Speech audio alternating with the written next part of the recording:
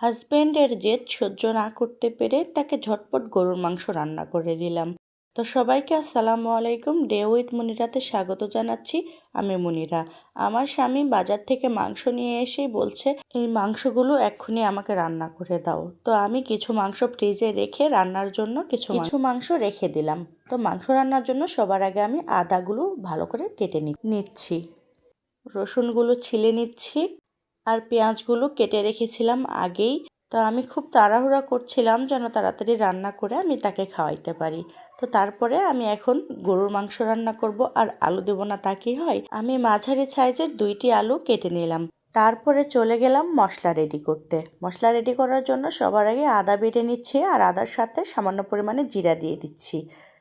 জিরা আর আদা একদম মিহি করে বেটে নিব। আদা এবং জিরা তুলে নিলাম। তারপরে এখন রসুন থেঁতা করে নিব। গরুর মাংসে আমি রসুন কখনো বেটে দেই না, এরকম থেঁতা করে দেই অথবা পুরোপুরি আস্ত অবস্থাতে দিই। মাংস সিদ্ধ হতে রসুন এমনিতেই গলে যায়। তো রসুন তুলে নেওয়ার পরে এখন আমি সাদা এলাচ, কালো এলাচ ফেটে নিব।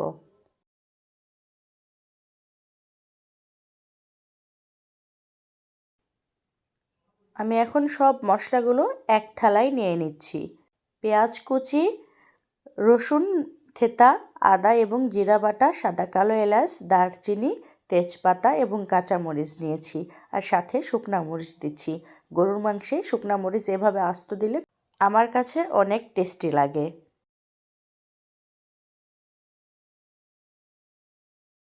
যেহেতু আমি ঝটপট রান্না করব, তাই আমি আজকে প্রেসার কুকারে মাংস রান্না করব। এখন আমি কেটে রাখা আলুগুলো ভালো করে ধুয়ে নিচ্ছি, আর এখন গরুর মাংসগুলো ধুয়ে নিচ্ছি। হাড়ের ভিতরের এই ক্যালসিয়ামগুলো আমি আলাদা একটা বাটিতে তুলে নিচ্ছি, এটা পরে দিব। এখন দিলে এটা খাওয়ার সময় আর খুঁজে পাওয়া যাবে না। তো আমি মাংসগুলো ভালোভাবে ধুয়ে পানি ঝরানোর জন্য ডালায় রেখে দিয়েছি, আর এদিকে আমি সব মশলাগুলো রেডি করে নিয়েছি। এখন রান্না শুরু করে দিব। তো আমি এখন মাংস ম্যারিনেট করে নিব। তার জন্য দিয়ে দিচ্ছি পরিমাণ মতো লবণ, হলুদের গুঁড়া, শুকনা মরিচের গুঁড়া, ধনিয়া গুঁড়া এবং আদা ও জিরা বাটা, তারপরে রসুন থেঁতা, আর এখন সাদা কালো এলাচ, দারুচিনি, তেজপাতা সব দিয়ে এখন এই মাংসকে ভালোভাবে মাখিয়ে নিব। খুব সাবধানে মেখে নিচ্ছি যেন এই মাংসের হাড়গুলো লেগে আমার হাত না কেটে যায়। তারপরে চুলায় প্রেসার কুকার বসিয়ে দিয়ে সরিষার তেল দিয়েছি। তেল গরম হয়েছে, পেঁয়াজ কুচিগুলো দিয়ে ভালোভাবে ব্রাউন কালার করে ভেজে নিব। তারপরে ম্যারিনেট করা মাংসগুলো দিয়ে দিব। এখন কিন্তু মাংসে একদমই পানি দিচ্ছি না। ভালোভাবে নেড়েচেড়ে নিলেই মাংসের ভিতর থেকে পানি বের হয়ে আসবে। তো আমি ভালোভাবে কষিয়ে নিয়ে যেই গামলায় মাংস মেখে রেখেছিলাম সেই গামলাটি ধুয়ে সামান্য পরিমাণে পানি দিয়ে আবারও কষাতে দিলাম। আর এইদিকে স্লাইড করা আলুগুলো হলুদ এবং লবণ দিয়ে সরিষার তেলে ভেজে নিচ্ছি। তো আমার এই আলু ভাজা হয়ে গিয়েছে, আর এদিকে মাংস কষানোও মোটামুটি হয়ে গিয়েছে। আমি মাংসটি আবার ভালোভাবে নেড়েচেড়ে দিয়ে ভাজা আলুগুলো এখন দিয়ে দিব। আর এখন দিয়ে দিব বেশ কয়েকটি কাঁচামরিচ, সুন্দর ফ্লেভার হওয়ার জন্য। আর যে গরুর হাড়ের ভিতরের যে ক্যালসিয়ামটা ছিল সেটাও দিয়ে দিলাম।